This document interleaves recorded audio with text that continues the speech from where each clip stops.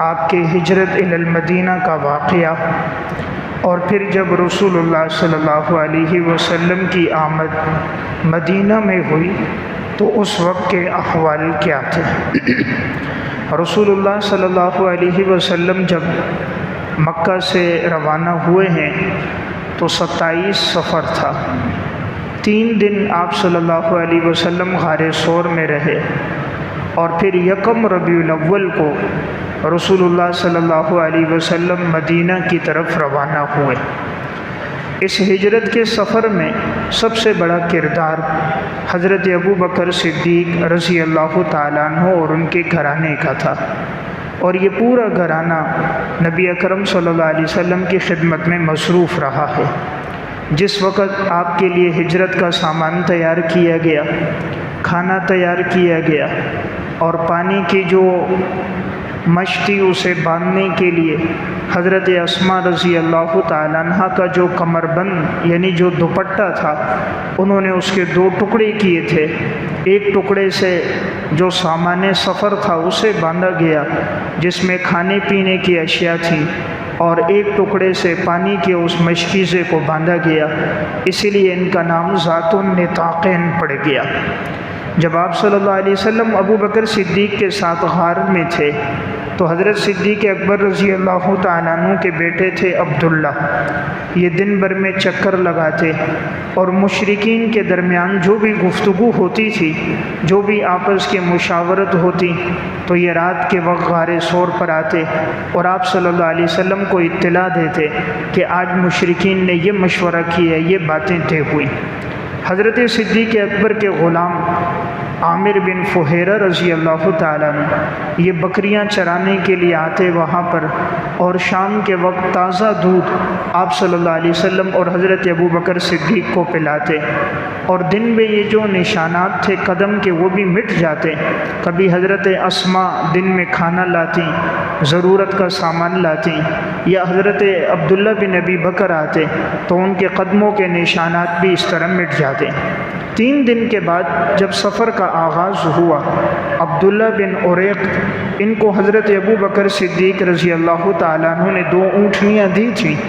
یہ 2 اونٹنیاں وہ تھیں کہ حضرت صدیق اکبر رضی اللہ تعالیٰ عنہ نے 4 مہینے تک ان کو خوب پتے کھلائے، ببول کے پتے اور طاقتور غذائیں، تاکہ ہجرت کے سفر میں کہیں پریشانی نہ ہو۔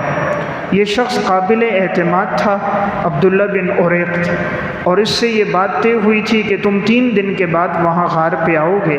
تو یہ 3 دن کے بعد 3 سواریوں کو لے کر آیا۔ ایک سواری پر رسول اللہ صلی اللہ علیہ وسلم تھے، ایک سواری پر حضرت ابوبکر صدیق اور ان کے پیچھے خدمت کے لیے عامر بن فہیرہ، اور ایک سواری پر یہ عبداللہ بن عریق تھے۔ اب یہ سفر ہجرت کا شروع ہوا۔ عبداللہ بن عریق چونکہ ایسے راستوں سے واقف تھا جو عام راستوں سے ہٹ کر تھے، تاکہ کسی کو راستے میں اطلاع نہ ہو۔ چونکہ مشرکین مکہ نے 100 اونٹوں کا انعام مقرر کیا تھا کہ جو معاذ اللہ رسول اللہ صلی اللہ علیہ وسلم یا حضرت ابوبکر صدیق رضی اللہ تعالیٰ عنہ کو زندہ یا مردہ لائے گا تو 100 اونٹ اس کو انعام میں ملیں گے۔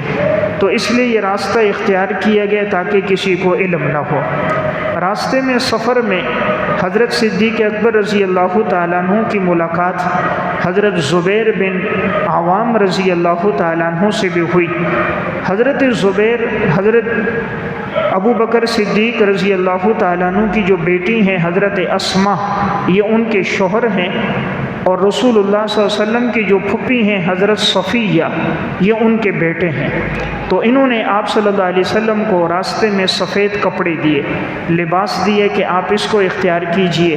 تو پھر آپ صلی اللہ علیہ وسلم نے وہ لباس بھی پھر آگے جا کر استعمال فرمایا۔ اسی سفر میں سراقہ بن مالک یہ ایک شخص تھا، اس وقت تک یہ ایمان نہیں لایا تھا۔ صحیح بخاری میں واقعہ ہے، اس کو کسی نے کہا کہ میں نے اس طرح راستے میں چند لوگوں کو دیکھا ہے، تو سراقہ سمجھ گیا کہ یہ رسول اللہ صلی اللہ علیہ وسلم ہوں گے، تو اس نے فوراً اس سے کہا نہیں یہ کوئی اور ہوں گے، تاکہ یہ شخص ان کے پیچھے نہ جائیں، میں جاؤں اور ان کو یہ جو انعام مقرر ہے زندہ یا مردہ لانے پر تو وہ انعام مجھے مل جائیں۔ اب یہ کہتے ہیں میں گھر کے پچھلے جانب سے اپنی سواری میں نے لی اور میں سواری پر بیٹھ کے نکلا۔ راستے میں کہتے ہیں آپ صلی اللہ علیہ وسلم دائیں بائیں بالکل نہیں دیکھتے تھے، اور پورے سفر میں آپ قرآن کریم کی تلاوت اور ذکر و اذکار فرما رہے تھے۔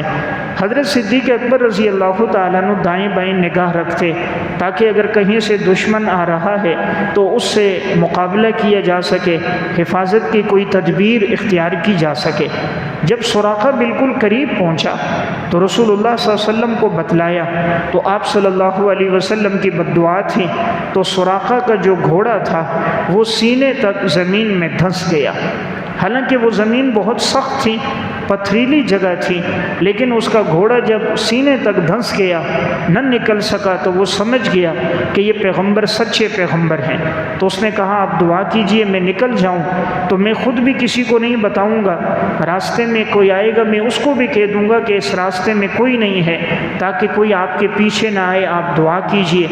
رسول اللہ صلی اللہ علیہ وسلم نے دعا فرمائی تو سراقہ بن مالک کا گھوڑا باہر نکل آیا۔ اس کو چونکہ یقین ہو گیا تھا کہ یہ سچے پیغمبر ہیں، اس نے کہا آپ مجھے ایک تحریر لکھ کر دو کہ اگر اللہ تعالیٰ آپ کو غلبہ دے تو وہ تحریر میرے پاس امن کی ہو۔ تو آپ صلی اللہ علیہ وسلم نے عامر بن فہیرہ سے کہا اس کو لکھ کر دے دو، تو عامر بن فہیرہ نے ایک تحریر لکھ کر دے دی۔ نبی اکرم صلی اللہ علیہ وسلم نے اس وقت فرمایا تھا اس وقت تمہاری کیا حالت ہوگی جب کسریٰ کے کنگن تمہارے ہاتھوں میں پہنائے جائیں گے۔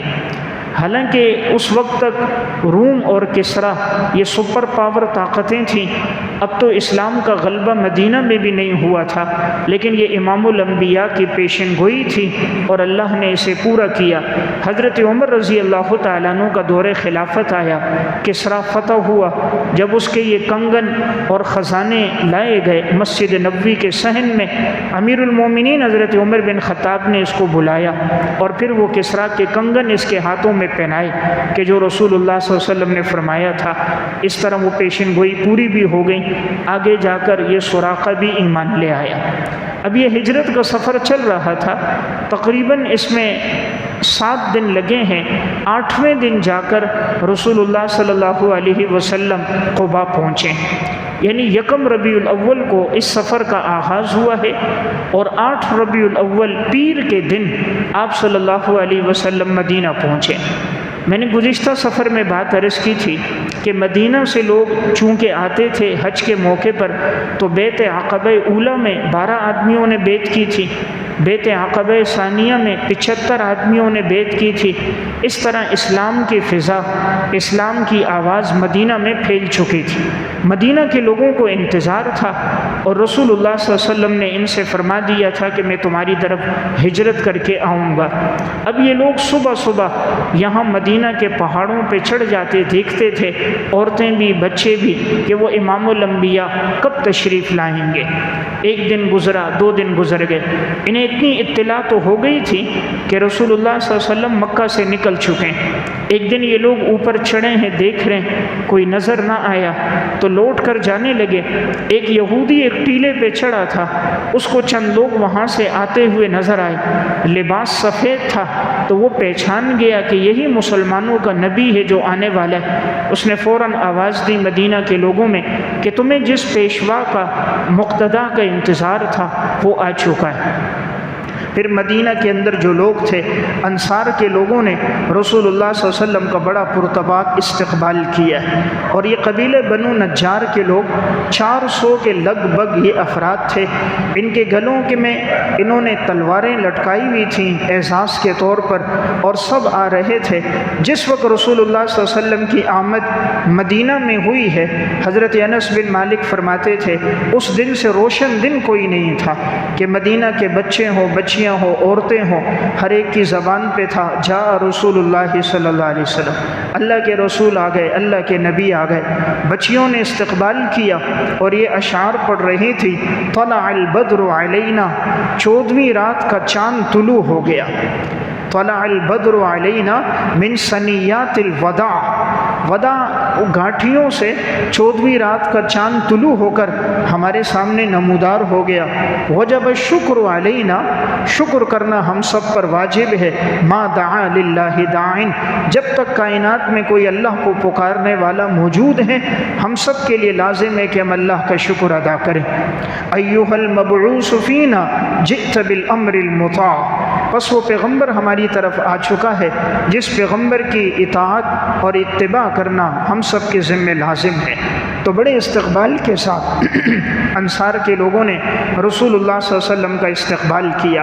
آپ صلی اللہ علیہ وسلم جب مدینہ آئے بچے بھی خوش تھے، بچیاں بھی خوش تھیں، بچیاں بھی اشعار پڑھ رہی تھیں، عورتیں بھی گویا مکانوں پر چڑھ کر دیکھ رہی تھیں اس منظر کو، اور مدینہ کے نوجوان بھی خوشی کا عالم تھا۔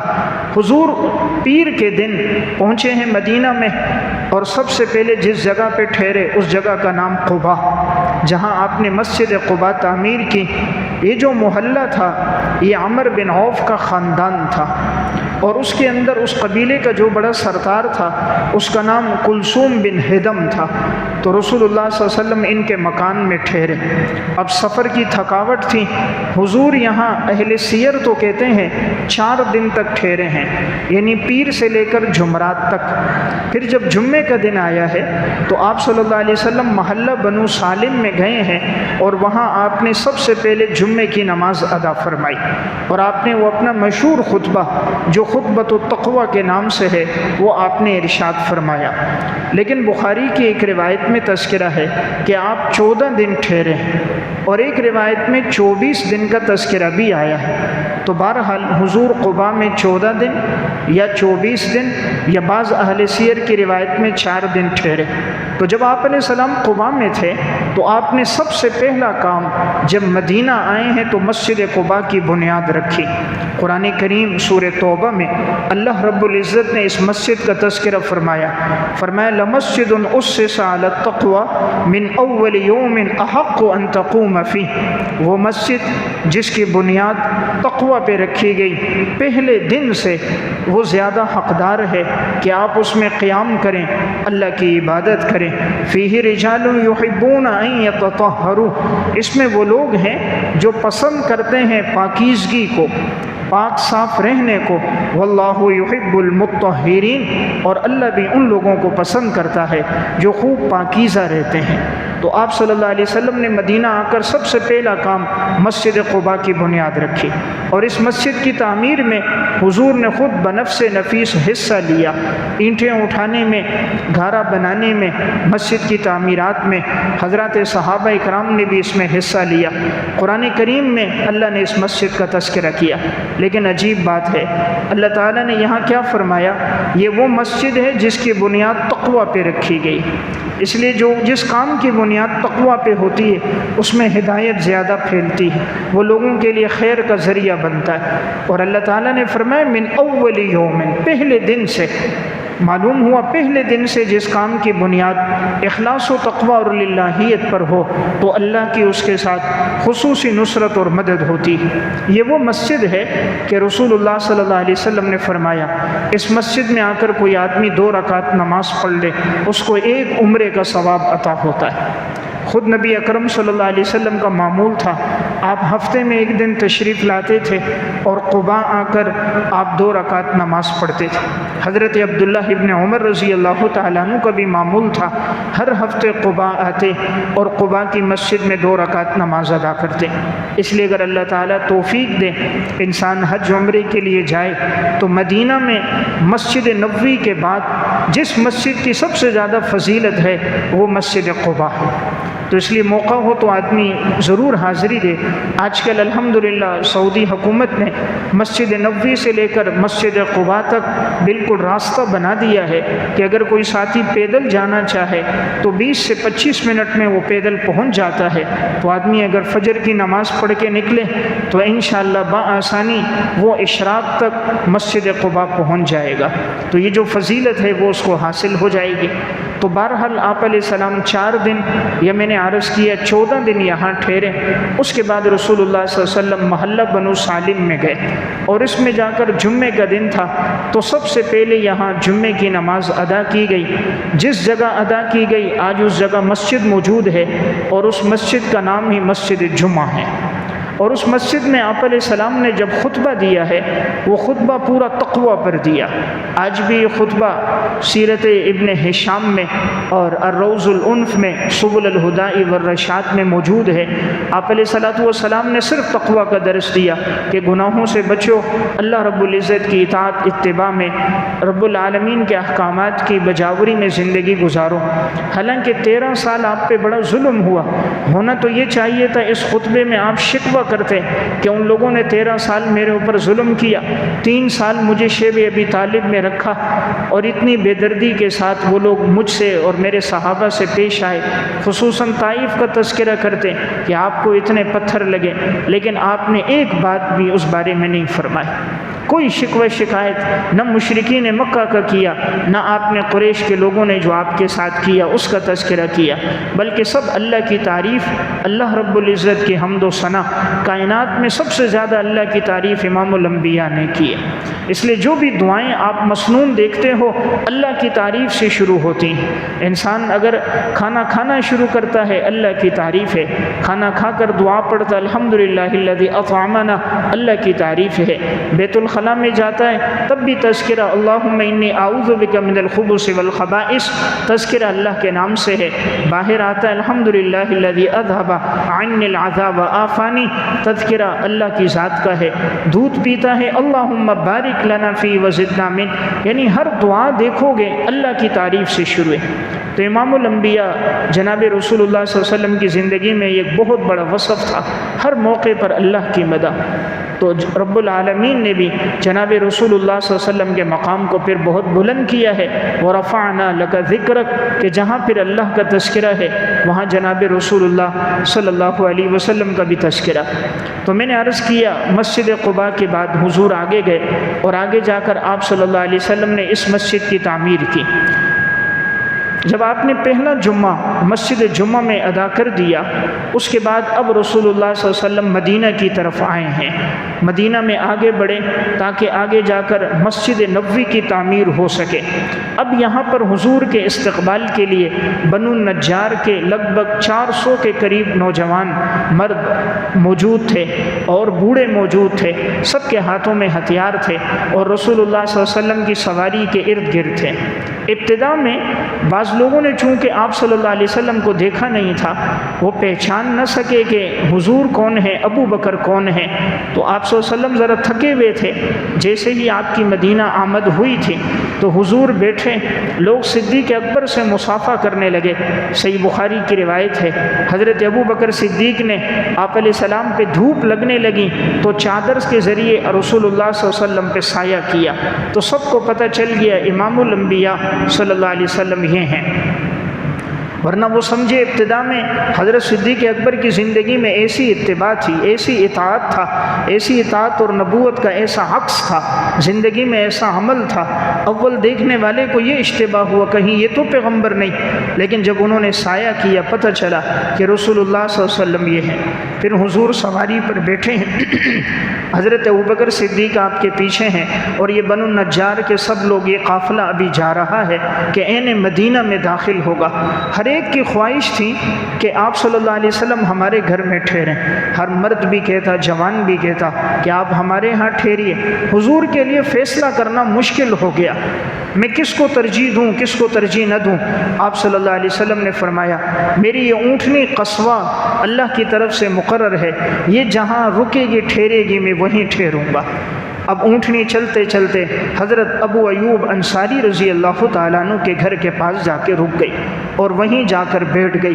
تو رسول اللہ صلی اللہ علیہ وسلم سواری سے اترے اور حضرت ابو ایوب انصاری رضی اللہ تعالیٰ عنہ کے ہاں آپ صلی اللہ علیہ وسلم نے قیام کیا۔ اہل سیر نے لکھا ہے یہ وہی جگہ تھی کہ آج سے اس وقت سے تقریباً 400 سال پہلے طبا شاہ یمن کا بادشاہ تھا، 400 سال پہلے وہ اس جگہ سے گزرا تھا۔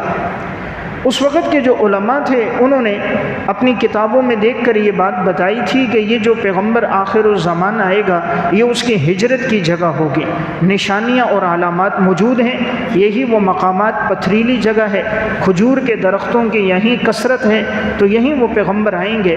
تو انہوں نے اپنے دور کے جو 400 علماء تھے ان کو وہاں مدینہ میں آباد کیا، ان کی شادیاں کروائی اور اس نے ان کو گھر بنا کے دیے۔ طبا شاہ یمن نے، اور اس نے ایک بڑا خوبصورت گھر بنایا کہ اگر وہ پیغمبر آئیں تو اس گھر میں آ کر ٹھہریں، اور اس نے خط لکھا اور ان کو دیا، کہا یہ نسلوں میں خط چلتا رہے، جس وقت وہ پیغمبر آئیں تو ان کو میرا یہ خط دینا۔ اس میں رسول اللہ صلی اللہ علیہ وسلم کو سلام تھا اور یہ تذکرہ تھا کہ اگر میری زندگی رہی اور آپ آ گئے تو میں آپ پر ایمان لاؤں گا، آپ کی غیبی انشاءاللہ آپ کی نصرت اور مدد کروں گا، اور اگر میں نہیں ہوا تو میرے جذبات محبت کے اور میرے جذبات خلوص کے آپ کے ساتھ ہیں۔ تو اب وہ تو چلا گیا، 400 سال پہلے یہ شہر تعمیر کر کے لوگوں کو آباد کر کے چلا گیا۔ اس لیے اہل سیر نے لکھا کہ یہ جو بعد میں انصار کے لوگ آئے یہ انہی کی اولادوں میں سے تھے، وہی جو علماء آباد کیے گئے تھے انہی کی اولادوں میں انصار آئے۔ اور عجیب بات ہے، اس نے جو گھر رسول اللہ صلی اللہ علیہ وسلم کے لیے تعمیر کیا تھا یہ وہی گھر تھا جہاں ابو ایوب انصاری رضی اللہ تعالیٰ عنہ ٹھہرے ہوئے تھے، اور گویا آپ علیہ السلام اپنے ہی گھر میں آئے، کہ جو گھر آپ کے لیے 400 سال پہلے بنا دیا گیا حضور وہیں آ کے ٹھہرے۔ اب حضرت ابو ایوب انصاری کے ہاں حضور ٹھہرے۔ حضرت ابو ایوب انصاری نے فرمایا آپ اوپر ٹھہریے، میں نیچے ہوں گا۔ آپ صلی اللہ علیہ وسلم نے فرمایا نہیں، میں نیچے ٹھہرتا ہوں، اس لیے کہ مہمانوں کی آمد ہے، مختلف لوگ آتے ہیں ملتے ہیں، اگر میں اوپر کی منزل میں ہوا اترنے میں چڑھنے میں پریشانی ہوگی۔ اب آپ صلی اللہ علیہ وسلم نیچے تھے، حضرت ابو ایوب انصاری اپنے گھر والوں کے ساتھ اوپر تھے۔ ایک رات اچانک پانی گر گیا، مشکیزے سے پانی گرا، انہوں نے جلدی سے لحاف لیا، پانی کو خشک کیا۔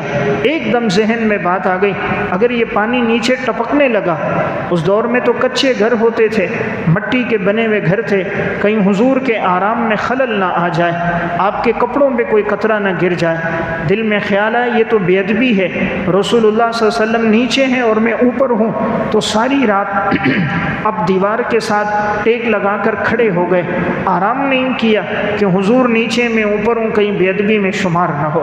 رات گزر گئی، صبح ہوئی، آپ صلی اللہ علیہ وسلم کے پاس آئے، فرمایا یا رسول اللہ بس آپ اوپر ہی ٹھہرو گے، جو تکلیف ہو ہم برداشت کریں گے لیکن آپ نیچے نہیں ہوں گے، اس لیے کہ میری غیرت ایمانی گوارا نہیں کرتی، آپ نیچے ہوں اور میں اوپر ہوں، کہیں یہ بے ادبی ہوگی، آپ اوپر ٹھہریں گے میں نیچے ٹھہروں گا۔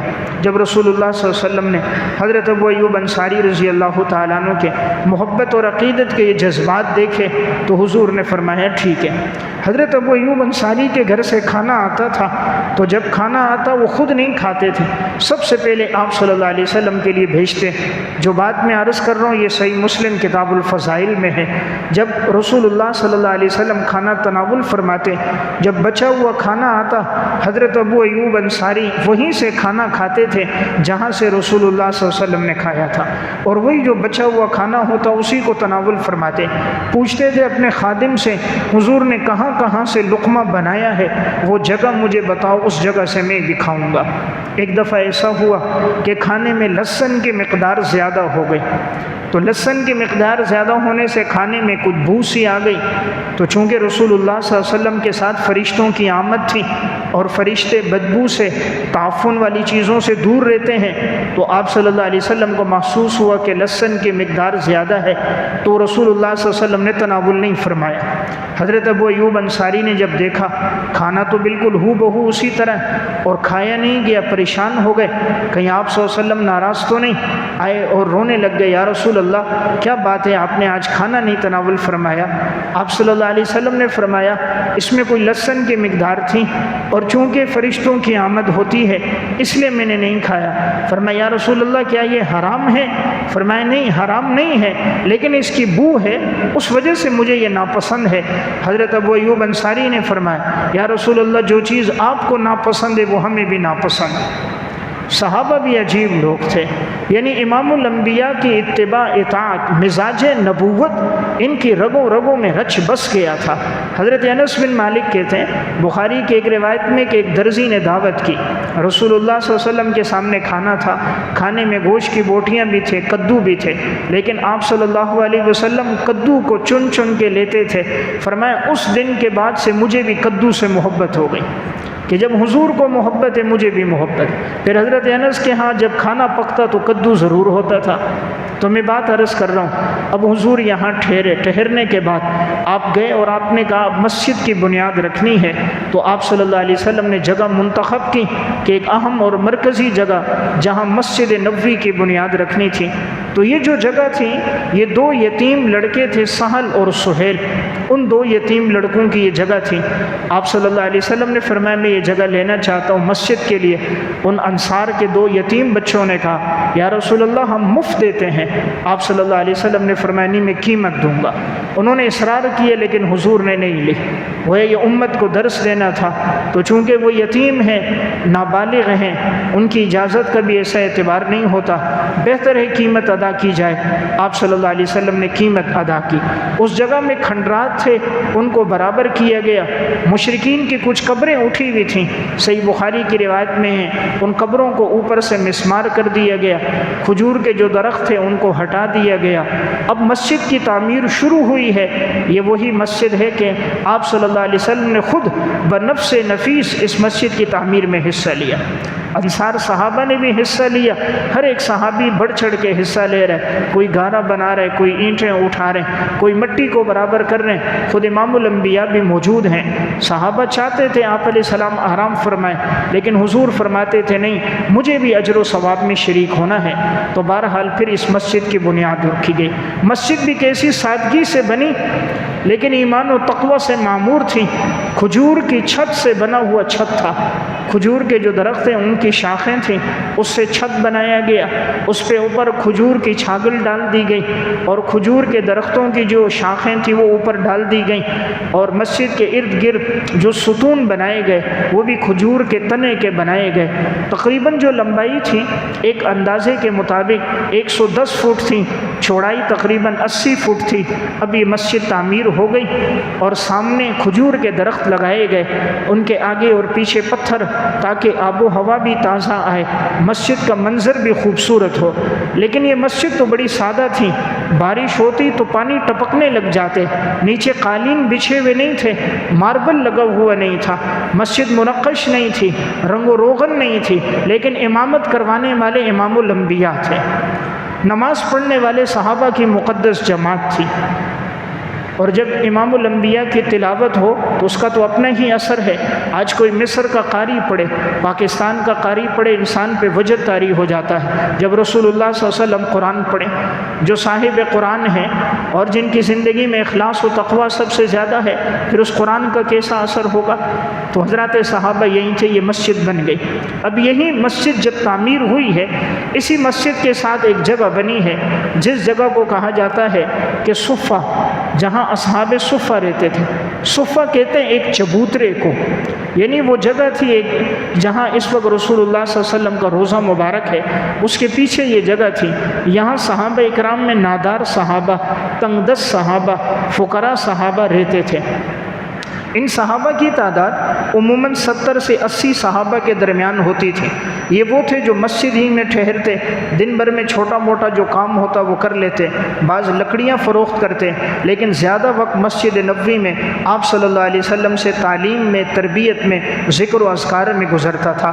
تنگ دستی کی حالت یہ تھی، ان کے پاس ایک چادر ہوتی تھی، بس یہ چادر یہ لوگ نیچے اوڑھ لیتے تھے، بسا اوقات اس چادر کو یوں ہاتھ سے سینے پہ پکڑ لیتے تاکہ وہ چادر کھل نہ جائے، شرمگاہ نظر نہ آ جائے۔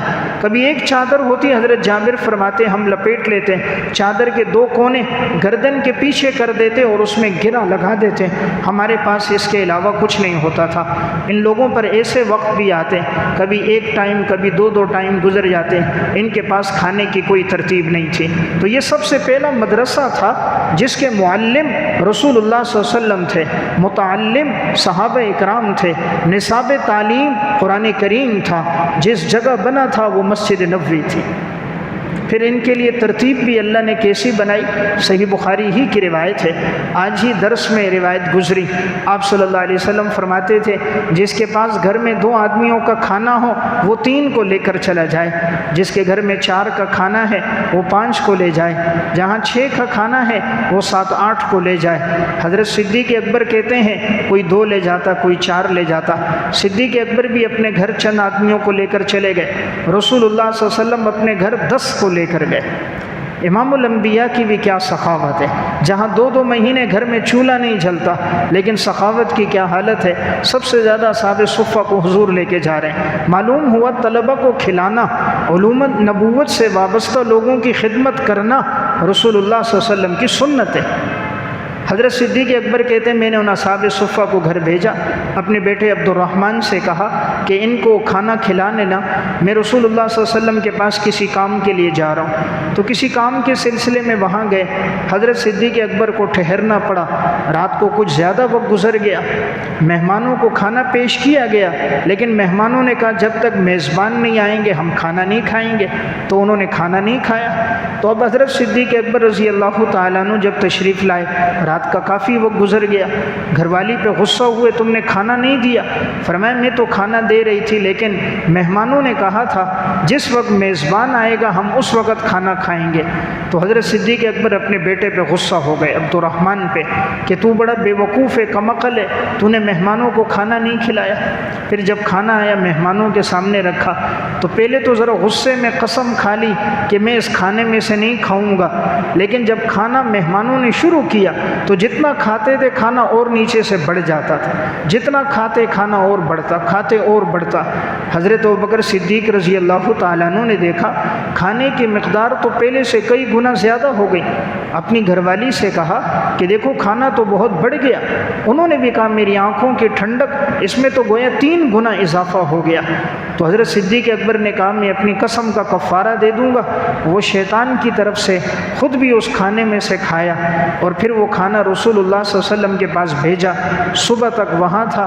پھر بعض لوگ آئے جن کے ساتھ معاملہ طے ہوا تھا، 12 آدمی تھے، ہر ایک کے ساتھ کئی لوگ موجود تھے، ان سب نے کھایا، لگ بھگ 70-80 کے قریب افراد، سب نے کھایا، تب جا کر وہ کھانا ختم ہوا۔ یعنی اللہ نے خوب برکتیں عطا فرمائی۔ تو میں نے عرض کیا یہ اصحاب صفہ کے لوگ وہی مسجد نبوی میں رسول اللہ صلی اللہ علیہ وسلم جہاں مسجد کی تعمیر ہوئی وہیں یہ ٹھہرتے تھے۔ ان لوگوں پر تنگ دستی کا دور بھی گزرا، انہی میں حضرت ابو ہریرہ رضی اللہ تعالیٰ عنہ بھی تھے۔ خیبر کے بعد ایمان لائے سن 7 ہجری میں، اور ان کا انتقال ہوا ہے یعنی سن 57 میں، اور ایک قول سن 58 میں۔ اب آپ علیہ الصلوۃ والسلام کی رفاقت ان کو 4 سال ملی ہے، لیکن سب سے زیادہ حدیثیں انہوں نے نقل کی، 5374 احادیث ان سے منقول ہیں۔ اب ان پر بھی کیسے حالات آئے اصحاب صفہ میں، یہ کہتے ہیں کبھی 1 دن 2 دن گزر جاتے، ہمیں کھانے کو کچھ نہ ملتا تھا، اور کبھی یہ بے ہوش ہو کر گر جاتے، لوگ سمجھتے ابو ہریرہ پر مرگی ہے، کہتے ہیں کوئی مرگی نہ ہوتی، اصل بات بھوک کی وجہ سے غشی طاری تھی۔ ایک دفعہ بھوک کی حالت تھی، باہر نکلے تو کہا کسی سے کوئی بات پوچھوں گا، ہو سکتا ہے وہ مجھے گھر لے جائے کچھ کھلا لیں۔ حضرت ابوبکر صدیق رضی اللہ تعالیٰ عنہ آئے، کوئی مسئلہ بات پوچھی، انہوں نے بیان کر دی، وہ جلدی میں تھے آگے بڑھ گئے۔ حضرت عمر رضی اللہ تعالیٰ عنہ تشریف لائے، کوئی بات پوچھی، حضرت نے بتلا دی، تو حضرت بھی کہیں کام کے سلسلے میں جا رہے تھے، آگے بڑھ گئے۔ اتنے میں رسول اللہ صلی اللہ علیہ وسلم آئے، حضرت ابو ہریرہ کو دیکھا اور آپ مسکرا گئے۔ آپ سمجھ گئے ابو ہریرہ بھوک کی حالت میں، گھر لے کر گئے، گھر کی بیٹھک میں بٹھایا، گھر والوں سے پوچھا گھر میں کچھ ہے؟ فرمایا 1 پیالہ دودھ کا ہے جو کسی نے ہدیے میں بھیجا ہے، 1 پیالہ دودھ ہے۔ آپ نے فرمایا ابو ہریرہ جاؤ اصحاب صفہ کو بلا کر لاؤ۔ حضرت ابو ہریرہ کہتے ہیں میں سوچنے لگا 1 پیالہ دودھ، اصحاب صفہ 70 سے 80 افراد، اور وہ بھی بھوک کی حالت میں، یہ کیسے پورا ہوگا؟ لیکن رسول اللہ صلی اللہ علیہ وسلم کا حکم تھا، میں چلا گیا، سب صحابہ کو بلایا، سارے آگے جمع ہو گئے۔ آپ صلی اللہ علیہ وسلم نے ابو ہریرہ سے کہا دائیں طرف سے شروع کر دو، اللہ کا نام لو، دائیں طرف سے شروع کرو۔ انہوں نے بسم اللہ پڑھا، دائیں طرف سے شروع کیا، ایک ایک صحابی پیتا سیر ہو جاتا، پیالہ دوسرے کو دیتا پیتا، وہ بھی سیر ہو جاتا، لگ بھگ 70-80 کے قریب سب نے پیا، سب سیر ہو گئے، 1 پیالہ دودھ کا ختم نہیں ہوا۔ یہ رسول اللہ صلی اللہ علیہ وسلم کا معجزہ تھا۔ آپ نے فرمایا ابو ہریرہ تم پیو، پیا، فرمایا اور پیو، اور پیا، کہا اور پیو، پھر پیا، فرمایا اور پیو، کہا یا رسول اللہ بالکل سیر ہو چکا ہوں، اب بالکل گنجائش نہیں، یعنی ناخون کے نیچے تک سیرابی ہو گئی ہے۔ پھر رسول اللہ صلی اللہ علیہ وسلم نے خود لیا اور آپ نے نوش فرمایا، تب جا کر وہ دودھ ختم ہوا، یعنی ایک پیالے میں اللہ نے اتنی برکت ڈال دی۔ تو میں عرض کر رہا تھا یہ مسجد نبوی کی بنیاد ہوئی اور یہیں پر یہ جگہ تھی جسے صفہ کہا جاتا تھا، جہاں پر یہ صحابہ اکرام یہیں پر آباد تھے۔